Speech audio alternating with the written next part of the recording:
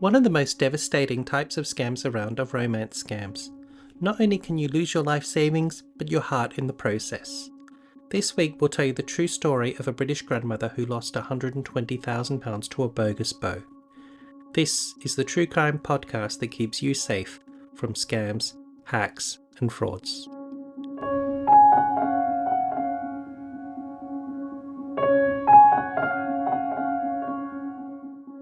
We believe the best way to fight scammers and prevent fraud is to share stories, and you can help us by sharing this story.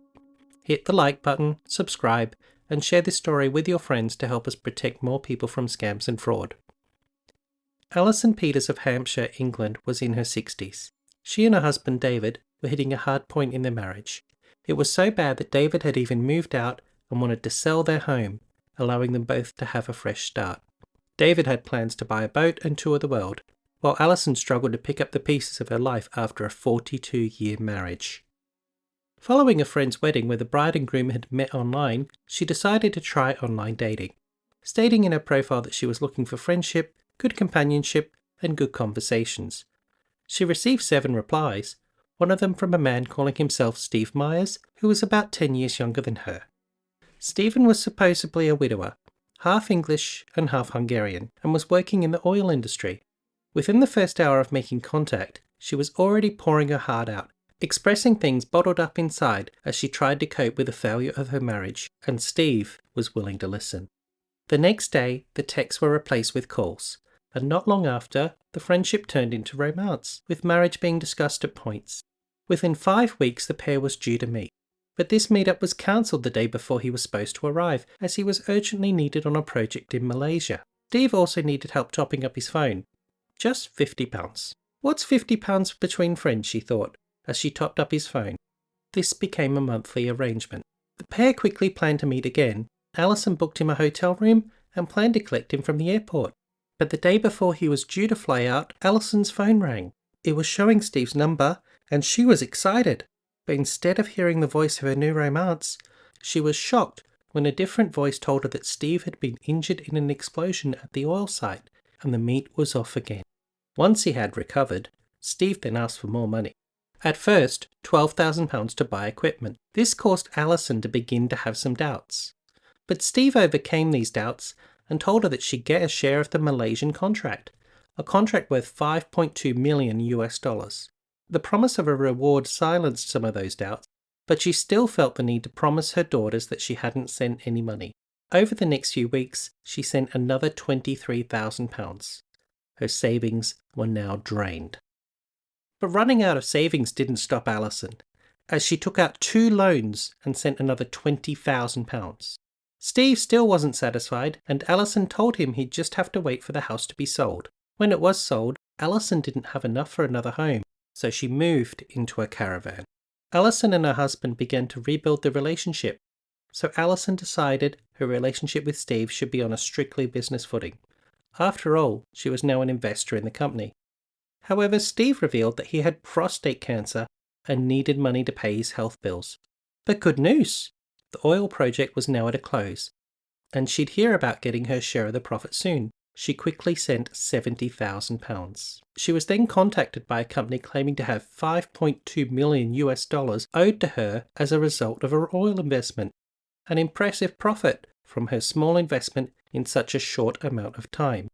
All she needed to do was send another £10,000 to obtain a special certificate which would release the funds. She convinced her husband, David, to release the money to her, despite his doubts about the scheme. Of course, nothing ever arrived, and Alison's family finally convinced her to contact the police. She was out £120,000 at this point. Steve, when confronted, denied he was a scammer, but she never saw any of the funds again. David and Alison are now closer than ever due to the experience. David moved into the caravan, and yes, he still bought the boat.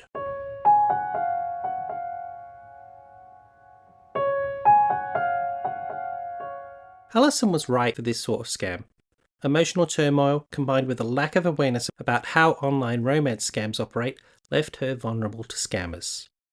At any other time in her life, she might have found the pace of things unusual. And whilst many a TV drama warns us of problems that happen on the rebound, It can be hard to see and think straight when you're in the middle of it. Also complicating this situation is the business investment. This part of the scam is very similar to the pig butchering scam we covered in episode 4, when Shane Haynes, a bank CEO, ended up sinking the bank he was running, constantly chasing the reward of an investment that never came. Like Shane, Alison had been affected by the sunk cost fallacy, prompting her to continue investing more rather than accepting what she'd put in was lost. Think of this as being like in a cinema watching a bad movie and feeling like you have to stay in case it gets good, rather than accept the fact that the money you've spent on the ticket, as well as the time watching so far, has been completely wasted.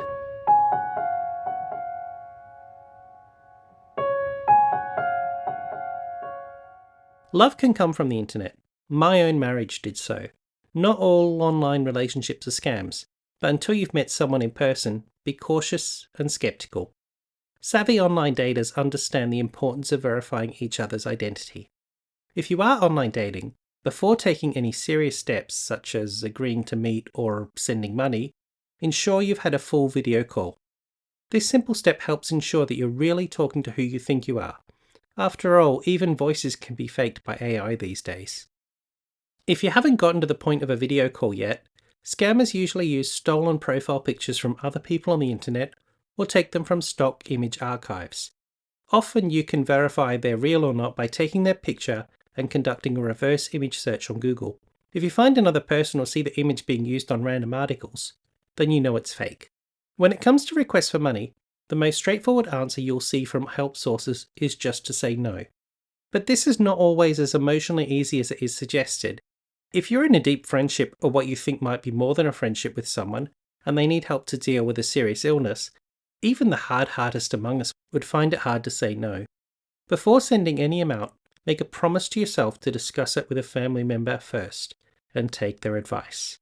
If you feel like you need to hide what you're doing from a family member, as Alison did until she got desperate, that should be a warning sign to you that you're doing something dangerous and need to stop. One thing you can do to help limit the damage from scams like this is to call your bank and check your transfer and withdrawal limits. You may want to pause this video and call them right now. When connected, ask your bank to lower these if they're significantly higher than your usual withdrawal or transfer amounts. Having a lower limit will slow you down if you have fallen into one of these traps, giving you time to realize what's going on before losing everything to a fraudster. If you're being promised something that seems too good to be true, it's because it's too good to be true. If you really could get millions in just a few weeks or months from a small investment, the person asking you for your money would have no problem getting serious investors. They wouldn't need to ask you. The reason why they can't get those serious investors is that serious investors know it's unrealistic. If they aren't investing, you shouldn't be investing.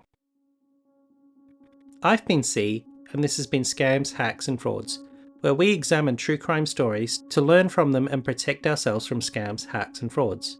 If you found the show useful, please share it with everyone you can.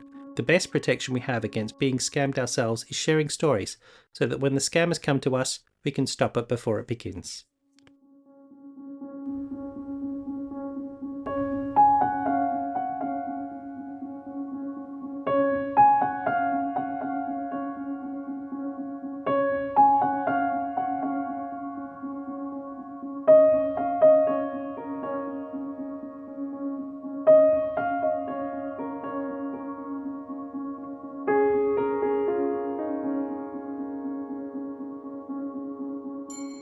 This podcast is available to reuse for free under the Creative Commons with Attribution Share Alike license. The music is not included in this license. For more information on the Creative Commons license, please visit creativecommons.org.